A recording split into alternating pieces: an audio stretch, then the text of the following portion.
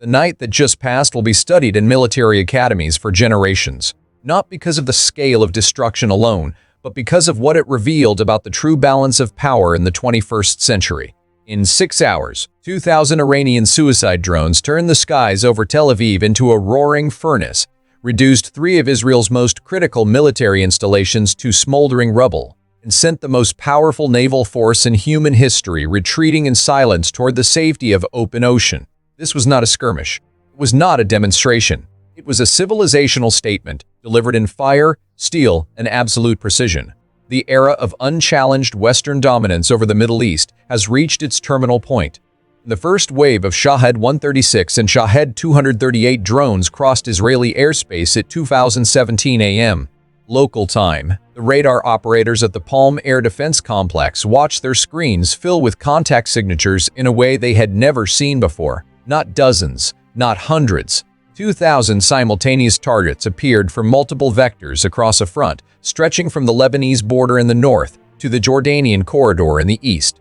The sheer volume broke every established protocol. Systems designed to handle saturation attacks of 60 to 80 targets simultaneously were now being asked to process a number 30 times beyond their calibrated threshold. The algorithms buckled. The interception queues overflowed. One by one, the gaps in Israel's legendary defensive shield began to open like wounds that could not be closed. By dawn, Tel Aviv's skyline carried a darkness that had nothing to do with the hour. The fires burning across the Gush Dan metropolitan corridor, Israel's economic and military heartland, were visible from commercial aircraft flying over Cyprus. 3 major IDF command facilities were rendered non-operational.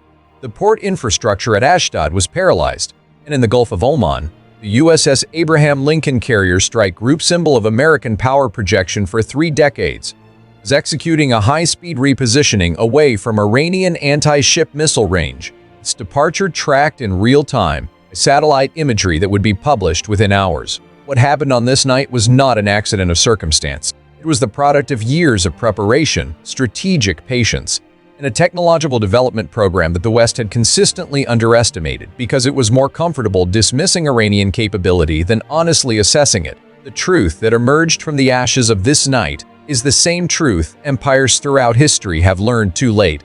Underestimate a determined, self-reliant people long enough, and the reckoning will exceed every projection.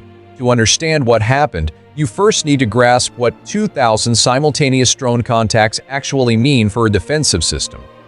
The number is not merely large, it is specifically, deliberately, mathematically calibrated to exceed the physical and computational limits of the technology Israel deployed. Iron Dome was designed as a point defense system. Its radar and fire control architecture was optimized to handle a defined number of simultaneous threats within a specific geographic engagement zone. The Tamir interceptor missile travels at roughly 250 meters per second and requires a minimum engagement window to acquire, track, and intercept a target. In a standard operational scenario, the system performs with impressive reliability. Standard scenarios involve dozens of targets, not thousands. The engineering assumptions baked into every layer of the system's design simply do not extend to what Iran deployed. The opening wave consisted of approximately 600 Shahed 136 Delta Wing loitering munitions, the baseline platform now extensively battle-tested. These flew at altitudes between 500 and 1,500 meters, following pre-programmed waypoints that deliberately routed them through valleys and coastal terrain, features designed to limit radar acquisition time. Each carries a 40 kilograms warhead sufficient to destroy a radar installation, collapse a fuel storage structure, or detonate an ammunition holding area with a single hit. Woven into that first wave were approximately 400 Shahed 238 variants, jet-powered evolution of the platform that travels at nearly twice the speed of the baseline model. The original Shahed gives a defending system roughly 4 to 6 minutes of engagement window from radar acquisition to potential impact. The Shahed 238 compresses that window to under 90 seconds. 90 seconds is not enough time for a human operator to confirm a track, authorize an engagement, fire an interceptor, and assess the result before the next target in the queue demands attention. The second wave, launched approximately 40 minutes after the first, consisted of over 1,000 additional platforms from a completely different geographic access point, entering Israeli airspace from the northeast through Syrian and Iraqi corridors that had been deliberately left quiet during preceding weeks to avoid triggering heightened alert postures. By the time this second wave arrived, Iron Dome batteries in the northern and central sectors were already operating at reduced interceptor inventory levels from the engagement demands of the first wave. The timing was not coincidental. It was the product of operational planning that understood Israeli defensive reload cycles and deliberately scheduled the second strike to arrive precisely when those cycles were at their most vulnerable point.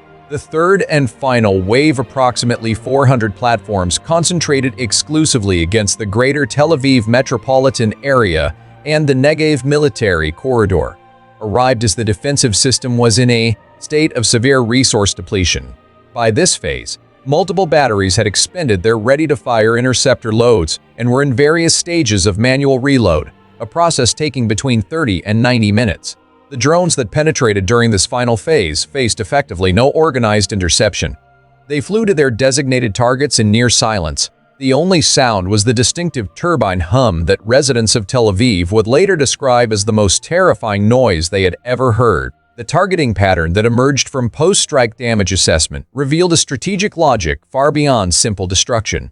Palmakim Air Base's radar installation was struck in the opening minutes of the first wave, specifically degrading Israel's long-range air picture at the moment it was most critically needed. The Gilo intelligence complex north of Tel Aviv, home to several of the most sensitive military intelligence and cyber units in the IDF structure, absorbed multiple direct hits that rendered significant portions of its infrastructure non-operational. The Ashdod port fuel and logistics terminal, through which a substantial percentage of Israel's military petroleum imports flow, was struck by 17 individual drone impacts that ignited fires burning for over 14 hours. The Kiryat military headquarters compound in central Tel Aviv, which houses the IDF General Staff and serves as the nerve center of Israeli military command and control, was targeted by a concentrated package of over 60 drones in the third wave. The compound's own close-in defense systems managed to intercept a significant portion, but at least 11 drones penetrated the perimeter and detonated within the complex. The structural damage to command infrastructure and the operational disruption to the General Staff's ability to coordinate a coherent response during the most critical hours cannot be overstated. This was not random destruction. Every target in the Iranian strike package was selected for its role in either Israel's defensive response capability or its logistical and command sustainment architecture. The message was precise. Iran was not trying to terrorize the Israeli population. It was systematically dismantling the military machine. The Western defense establishment spent years dismissing the Shahed family of loitering munitions as crude, unsophisticated weapons, cheap copies of outdated concepts that a technologically advanced adversary could handle with ease. That dismissal was always more comfortable than honesty, and the events of this night have permanently retired it. What Iran has built is not a crude copy of anything. It is an original and genuinely innovative weapon system family, iteratively refined through operational experience into one of the most strategically consequential weapons platforms currently deployed by any military force on the planet. The baseline Shahed 136 is deceptively simple: a delta-wing airframe powered by a small turbojet or piston engine, guided by a combination of inertial navigation and GPS-independent terrain-following algorithms, carrying a shaped charge warhead optimized for penetration of hardened structures. Its unit production cost is estimated at between $20,000 and $50,000, a figure that varies based on component sourcing and production volume. At scale, Iran's defense industrial base has demonstrated the capacity to produce these systems in quantities that no Western manufacturer can match at comparable cost per unit. The economics are not incidental, they are the entire point. Against a single Tamir interceptor costing between $40,000 and $50,000 per round, and accounting for the standard Israeli doctrine of firing 2 interceptors per target to ensure adequate kill probability, the cost-exchange ratio of this engagement was approximately $80,000 to $100,000 in Israeli defensive expenditure for every $20,000 to $50,000 drone that Iran launched. Across 2,000 drones, even assuming a 70% interception rate, which the events of this night suggest was not a cheat, the financial asymmetry produced a net drain on Israeli interceptor inventory that cannot be rapidly replaced. The United States manufactures Tamir interceptors at a rate of approximately 3,000 per year under the joint production agreement with Rafael. 2,000 were potentially expended in a single 6-hour engagement. Strategic implications of that arithmetic are not subtle. The Shahed 238 variant that constituted a critical component of this strike package represents the most significant leap in the platform's evolution. The replacement of the piston engine with a small turbojet increases cruise speed from approximately 185 kilometers to over 350 kilometers/2, effectively halving the engagement window available to defending systems while dramatically reducing acoustic detectability at range. The aerodynamic refinements incorporated into the 238 also reduce its radar cross-section. Compared to the baseline model, a characteristic clearly factored into Iran's targeting of the most heavily defended nodes in the Israeli air defense network. Beyond the individual platform, the operational innovation that made this strike package genuinely unprecedented is the command and control architecture that managed 2,000 individual weapons simultaneously across multiple attack axes in 3 distinct time-separated waves, coordinating that volume of autonomous platforms, ensuring deconfliction, managing sequencing, synchronizing the timing relationship between waves to exploit the reload vulnerability window that requires a level of mission planning, software sophistication, and communications architecture that the Western intelligence community had not publicly assessed Iran as possessing. Guidance independence dimension deserves particular emphasis. A key assumption embedded in Western contingency planning for Iranian drone strikes was that GPS jamming, a capability the United States and Israel can deploy at significant power levels in the region, would introduce sufficient navigational error to degrade terminal accuracy meaningfully. That assumption did not survive contact with the Shahed 238 navigation architecture. A combination of inertial measurement unit, dead reckoning, terrain-following radar altimetry, and optical scene-matching terminal guidance produced impact accuracies that GPS jamming could not meaningfully degrade. Multiple strike packages hit within meters of their designated aim points despite active American jamming operations throughout the engagement window. The self-reliance narrative embedded in this technological reality carries weight that transcends the purely military dimension. Every component of the Shahed family, from the composite airframe materials to the engine systems to the guidance electronics to the warhead chemistry, is domestically produced within Iran's defense industrial ecosystem. 5 decades of comprehensive economic sanctions, technology transfer restrictions, and export control regimes did not prevent this development. They accelerated it by removing any alternative path and concentrating Iranian engineering talent and national resources on the single objective of building what external pressure was designed to prevent. The irony is structural and complete. The tools intended to guarantee Iran's strategic impotence became the primary motivation for achieving the strategic capability that now confronts their architects. At 4:43 a.m. Gulf Standard Time, satellite tracking data confirmed what American defense officials would spend the following hours carefully not confirming publicly. The USS Abraham Lincoln Carrier Strike Group, accompanied by its full complement of escort vessels including 2 Arleigh Burke-class destroyers and a Ticonderoga-class cruiser, had increased speed and altered course away from its operating position in the northern Gulf of Oman toward a station approximately 400 nautical miles further from the Iranian coastline. The official characterization from Pentagon spokespersons that this represented a routine tactical repositioning consistent with standard force protection protocols is a phrase specifically engineered to be true in its literal content while being entirely misleading in its operational significance. Every repositioning of a naval vessel is technically routine in the sense that it follows established procedures. What is not routine is a carrier strike group vacating a forward operating position in the middle of an active regional conflict involving its closest regional ally at the precise moment when that ally is absorbing the largest drone attack in the history of modern warfare. What drove the decision was the convergence of 2 threat streams that the strike group's own defensive assessment concluded could not be simultaneously managed within acceptable risk parameters. The first was the activation of Iran's shore-based anti-ship missile batteries along the Makran coast, specifically the Khalij Fars anti-ship ballistic missile system, which is a maneuvering re-entry vehicle variant with a seeker head designed specifically to acquire and track large naval surface targets in the terminal phase.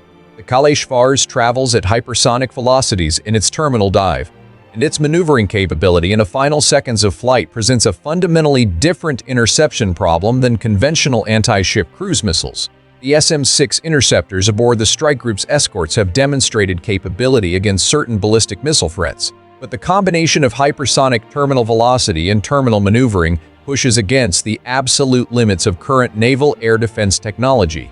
The second threat stream was the Iranian naval surface and subsurface presence in the immediate operating area. Iranian fast attack craft, coastal submarines, and mine-laying assets had been observed conducting what American analysts assessed as prepositioning movements in the days preceding the drone strike. The tactical pictures suggested a coordinated harassment and attrition capability that, combined with the shore-based missile threat, created a multi-axis threat environment that the strike group's defensive architecture was not designed to absorb indefinitely at full combat tempo. The decision to reposition was therefore, from a pure force protection standpoint, operationally rational. It preserved irreplaceable strategic assets and the lives of several thousand American sailors from a risk environment that had exceeded the threshold at which continued presence could be justified by available mission benefit. But operational rationality and strategic consequence are not the same calculation. The strategic consequence of an American carrier group withdrawing from a combat theater in response to Iranian military pressure, regardless of the tactical justification, is a data point that every government on Earth is now processing and filing against future assessments of American security guarantees. For Israel, the departure of the Lincoln Strike Group from forward operating range carried an immediate and concrete operational implication.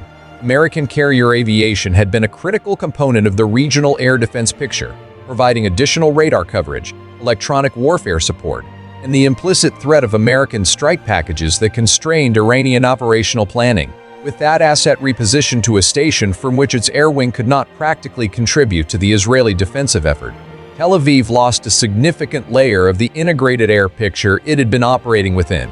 The IDF was now, for the first time in recent memory, genuinely operating without the full-spectrum American backstop it had always treated as a permanent and unconditional fixture of its security architecture.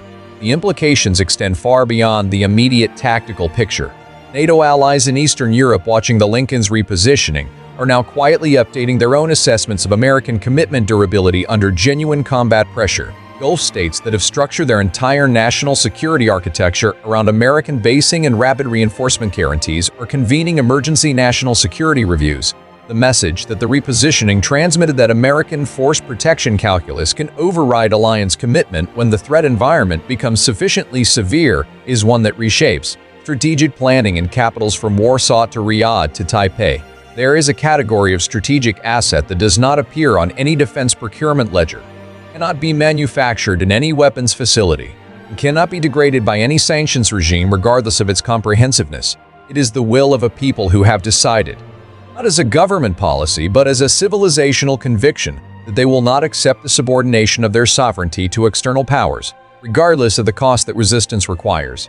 Iran's decision to launch 2,000 drones against the most heavily defended airspace in the Middle East was not made by a government operating from a position of comfortable strength. It was made by a leadership operating under the weight of 5 decades of comprehensive economic warfare, the targeted assassination of its most senior military commanders and nuclear scientists, repeated acts of sabotage against its industrial infrastructure, and the continuous threat of military attack from a nuclear-armed regional adversary backed by the world's preeminent military superpower. In that context, the decision to strike was not aggression. It was the logical endpoint of a strategic calculation that had exhausted every alternative path to security. The soldiers of the IRGC Aerospace Force who executed this operation did not do so under duress or coercion. The testimony emerging from those who observed their operational conduct describes a quality of focused, calm, and professional deliberateness that is only possible when the people executing a mission have a deep and settled understanding of why it matters. They were,